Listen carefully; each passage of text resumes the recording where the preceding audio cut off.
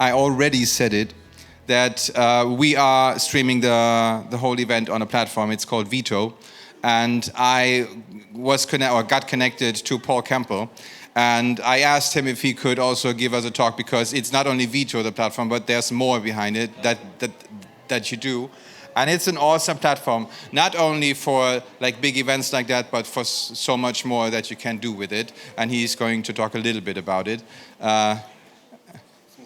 Some stuff. Okay. We just listen to it, and you take out of it what you want. But I love that you're here, so give it up for Paul Campbell.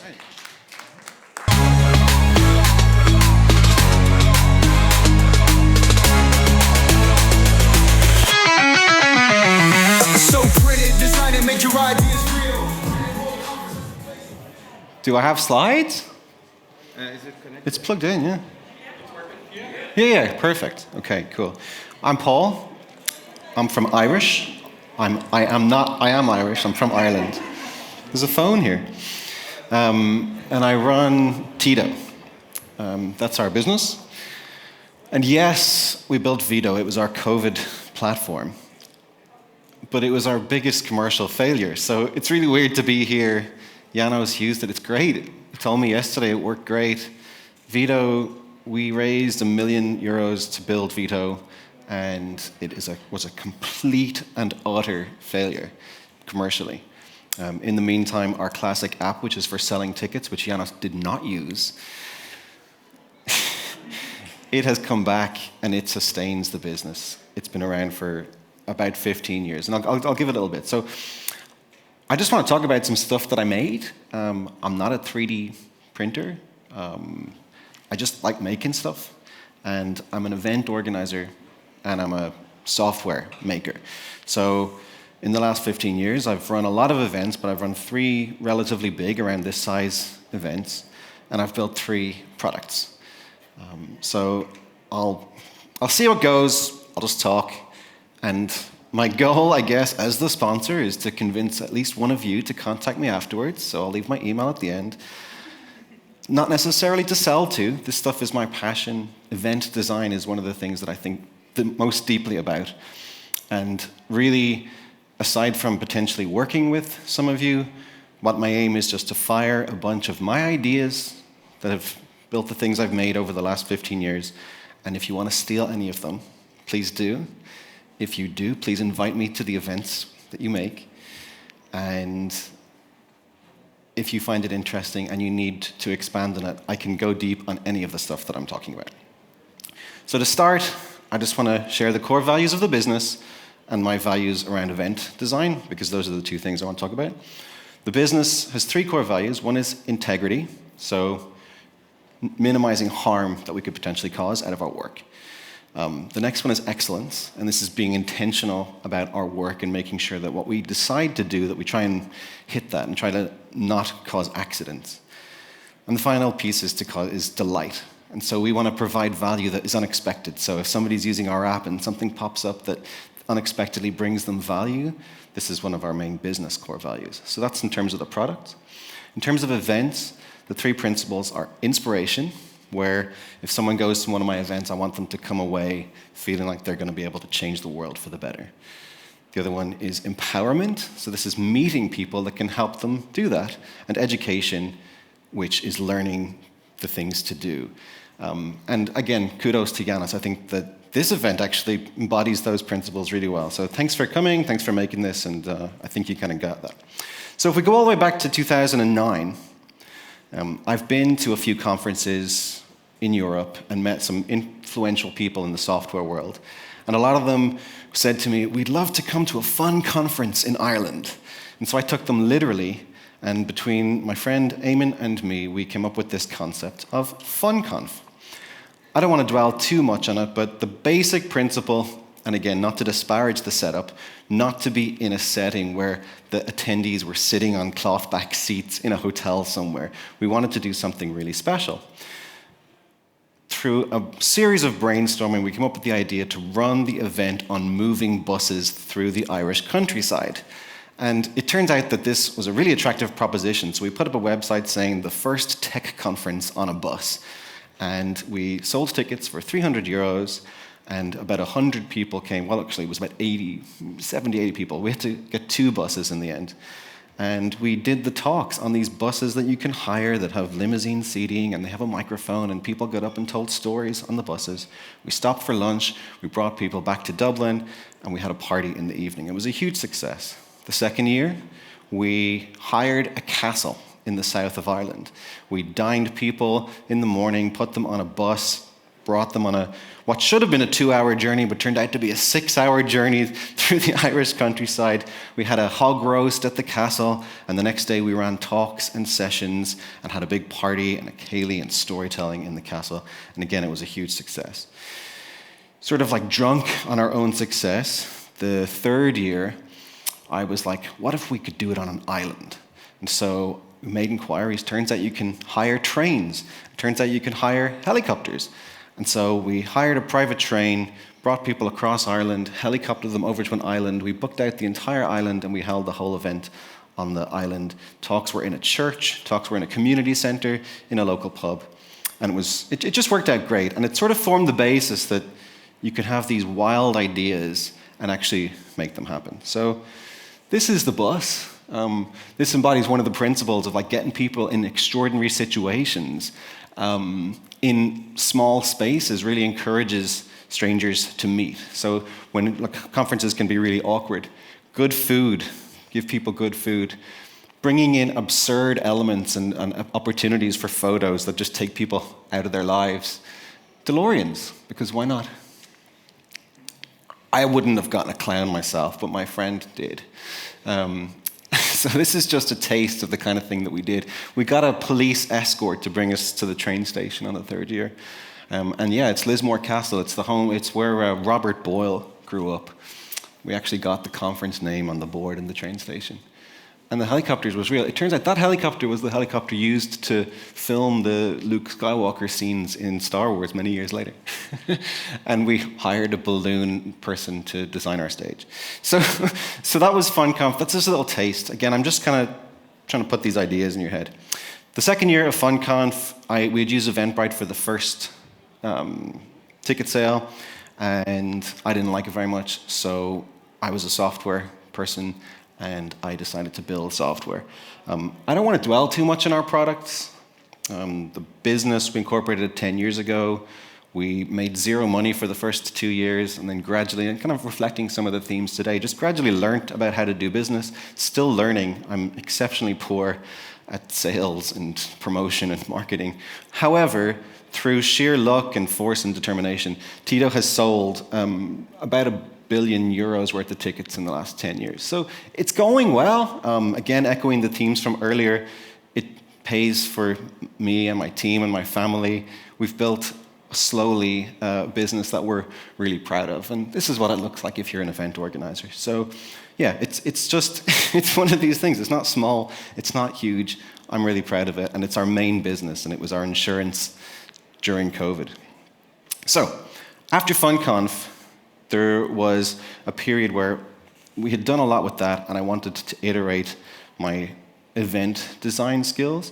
And so we had met a bunch of people in the Apple community, as in Apple Computer, and I wanted to create a conference to be able to invite them and come and basically do a conference about what can we learn from Apple. UL is the Irish word for Apple. So we created a conference called UL, rhymes with cool, conf. And we invited some bloggers, we invited people, analysts, people from Apple. And the idea was to take the FunConf concept, which was like bringing people out of their life, and to apply it to a more regular conference format with cloth-backed seats. And so the first year we did it in Dublin Castle, and it was really just a very plain, simple, nice conference. The second year we booked out a hotel in the Irish countryside, and we brought in the train element, but we didn't do a private train. We just kind of encouraged people to travel together. Really good way to meet people. Oh no! Is my computer sleeping? Okay, all right, well don't go to sleep again. Connection lost. There we go. And then the third, fourth, fifth years, we kind of just repeated the format. But the two key innovations of UL were, one, we encouraged people to bring their families. And this is an innovation, I guess, and it still feels like an innovation, but having kids running around a conference It does something to people that levels things in a most remarkable way. And it sort of makes the whole thing feel much more human. So that was something I was really proud of. And the second piece we did was to try and take the focus away from talks, which like now is like people watching on a stage, and we tried to do a lot more interactive elements. Talks were still really important. We did morning talks, we did after dinner talks, but in the middle of the day, inspired by, for example, Disneyland, we tried to create a series of rooms that people could go into and have interactive experience. And as I was thinking about this, it occurred for like the 3D printing world, this is the stuff that I missed. One of the installations, for example, was a room you would go in and you'd sit at a table and you put headphones on, and the presenter had recorded basically a meditation. And it was really, really effective, but I always was left with the impression that if we were able to just make our own custom bits and bobs, we could have created really good immersive experiences.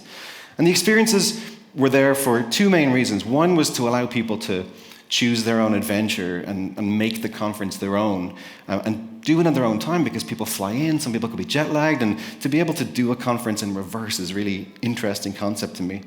And then second, that it just provided, again, these spaces for people to come and meet and interact whilst not just everybody looking in the same direction. And it worked out really well. So then, again, just some photos to illustrate this kind of thing. One of those installations was an Apple museum. My co-founder put together these beautiful IKEA glass cabinets and did a research and brought in all this Apple memorabilia from down through the years. We brought in a band. We created a TV show in the evening. Here's all the kids. We brought them out in front. We really, really celebrated their presence. And then this is just like a little series of elements. The venue choice, being in nature, having great spaces, bringing the kids. We made flags. It was in a resort that had a sauna and a pool, and it was so much more than just getting together and listening to some talks. We did custom Apple-themed food with toothpaste. There was demonstrations of fighting. Those are Apple-themed sorbets. We played music together. It's just so exciting for me looking back, where in the moment it was just like, let's do all these things, and then looking back you realize how much fun we had together. So that's that's two of the products. The other product is Vito. So I don't have a lot to say about Vito, which was kind of why I brought in all these event things. It's interesting being here and seeing lots of YouTubers, because I guess one of my goals for Vito was to be able for people to create little mini private YouTubes, which is a really hard problem to solve, and we maybe got about 5% of the way done, which is part of the reason it was a commercial failure. YouTube is really easy to use, Vito is not. But it does the job, and it's great to see it in use, and some really big customers still use Vito, just not a lot of them. It's just a nice thing. It lets you live stream and it lets people chat. It does a load more. You can put websites worth of content into your Vito hubs and invite people and supposedly chat. But yeah, we basically didn't match the vision. And I think that if we go back to one of the core values, we were not intentional. We missed our core value of excellence. I think we really kind of got the other couple of core values, but we missed our core values about being intentional about what we were doing. And then I think that we have resolved that with our most recent product, which I'll talk about after this next thing. So the main sponsor from FunConf came to us 3 summers ago and said, do you want to do FunConf 4 in Switzerland? Because he had just bought a hotel, and okay, fair enough, not everybody knows somebody who owns a hotel in Switzerland, but this is the serendipity of just going out and doing these things.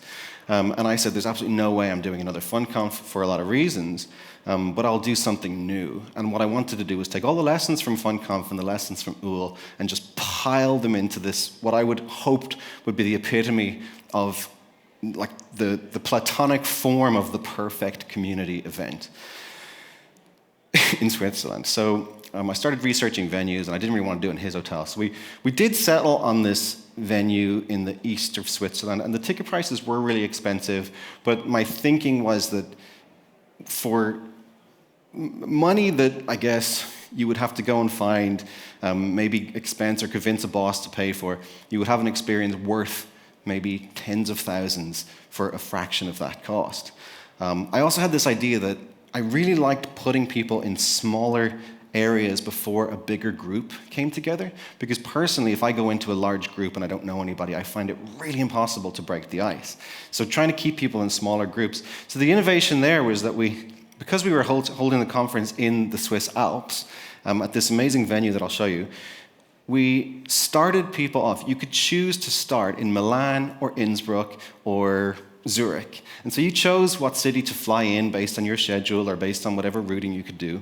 And then the plan was to host a party in each of those cities and then bus and train people, again, bringing in the principles that we'd used before all together. So knowing that people would mingle better in smaller groups to start, and then traveling together creates a camaraderie within a group.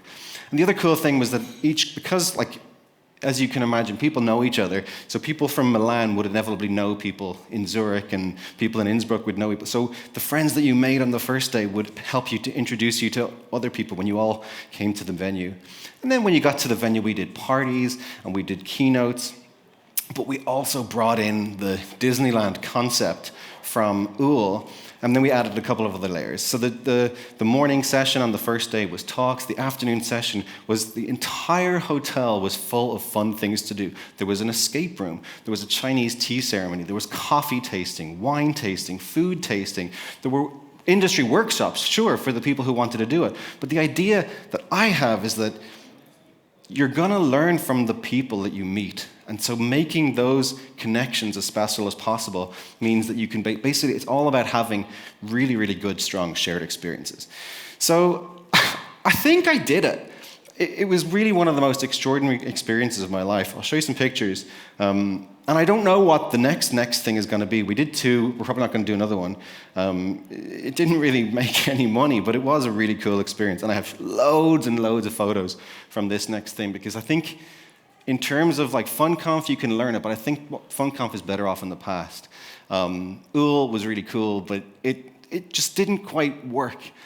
Everything I'm showing you here, the being there in terms of the flow, the narrative, how the whole event was shaped, it just worked. And so if there's anything to steal from this. And just one more innovation, which is a little bit, again, you have to know the right people and be in the right frame of mind, but I'll show that now. So I chose the venue because we were inviting influential people. Some influential people are maybe a bit more, they have higher needs. I don't care for a 5-star hotel, but sometimes if you want to invite the right people, you want to make sure that they're going to be taken care of. People who care about having the right towels in their bathroom, whatever. I don't give a shit about that, but I wanted a really, really good venue just for certain attendees. But this venue, it is the Grand Hotel Kronenhof in Pontresina. It also has history. It also has stories. It's got a 1920s cellar that they used to have as a speakeasy during Prohibition, and they sold wine during World Wars. It's got an underground bowling alley and a family room where the matriarch of the family used to change the price for different guests depending on the size of their suitcases. The place was just dripping with history. This was Zurich. That was Innsbruck. This was Milan. So people are having different experiences before they meet so that they can share stories. What was Zurich like? What was Milan like? What was Innsbruck like? The following year, we actually separated people into smaller groups, and we did 10-person dinners just to really emphasize that concept of helping people to make friends. We booked classic trains so that people could just feel like they were in a movie and that they were the star of the whole show. This was the principle of really focusing on the attendee experience. When you arrived, your room key was waiting for you in the reception. There was no need to check in. And your luggage, we had picked up in the city and driven it all the way up the mountains ahead of you, so your luggage was already in your room. To tie it all back to this event, we laser printed badges. They were in 3 pieces, and they fixed magnetically to your shirt if you wanted it. But we also provided these little magnetic boards that you could wear around your neck if you needed to. And we had whiteboard pens that you could write on them. Really, really cool. This is the Chinese tea ceremony, the industry workshops. We provided an art corner. And this was the principle of basically saying that not everyone has the same requirements. Some people want to have different experiences, and people can have different experiences within the same venue. Coffee tasting, again, more workshops, and then the principle of having a stunning venue. We had a video room to do make sure that we could record every attendee and get their perspective. We had a professional portrait photographer just to capture the moment. Ta-da! wine tasting, secret after dinner talk from the balcony, and then randomly some Austrian bell ringers that led a procession into dinner because, again, you're the star of this whole show. After dinner, we converted the venue into a TV studio, and we brought in something like 5 or 7 cameras and did an American-style TV show with a few surprise guests, because why not? And then the principle of different people have different needs. We didn't just have a bar party. There were board games. There was the pool. There was karaoke. People could spread out and enjoy the show. And then the final piece, I don't know how many photos I have left, but the final piece is this innovation that I'm really most proud of, because say what you like about the industry, there are people who have had success disproportionate to people who are equally skilled. And they have a lot of money, and they often don't know what to do with that money. So this innovation was going to some of these people who we had gained favor with through our previous events and asking them if they were up for sponsoring someone who did not look like them to give a keynote and to boost them up. It was something that worked really, really well. Michael, for example, worked at Apple, and he brought over another Apple employee to give a talk to us. Sorry, that's my parents. Chad brought over someone. Anil sponsored Molly to come over, and it was just something that couldn't have worked better. And it was truly inclusive, because boosting these traditionally marginalized voices didn't come at the expense of silencing the traditionally influential people. And again, if you can figure out a way to replicate that, it's a really, really effective way of being inclusive without basically excluding the status quo. Again, inclusivity, people brought their parents, I brought my parents. It works, it's great, it's amazing to bring your family. We had quiet areas, we had yoga, we had food tasting from amazing chefs, and then on the final day we had optional activities for wind down because it can be so intense.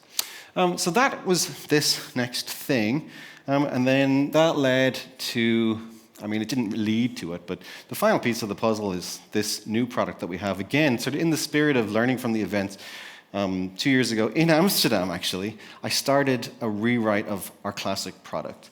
We've ended up calling it I/O, and there's loads to tell about it. But I thought, in the spirit that I'm a sponsor, I'm trying to sell you stuff, I would just put up a demo. It's an app for doing high-quality, high-class, bespoke invitations to events. So it's applicable for everybody, but you can imagine it being great for movie premieres or product launches or VIP dinners or even just special dinners. Every part of the invitation is customizable. You get access to all the templates for emails and for the landing pages. I just put in 15 years of everything I've learned building event registration systems into it, and the team, we've had great fun just making it as good as we possibly could. I'm really proud of it. It works super well. We've got some amazing customers. The German Film Academy is using it for all of their events. Intercom is using it for some of their customer events. We're talking to a bunch of new customers. This is as simple as it is for people to register for your event. Boom, and they get their Apple Wallet passes and their QR codes. If that seems interesting to you, I would love to talk to you. Sorry for making you watch a 40-second product demo. Thank you very much. Thank you for having me. Bye.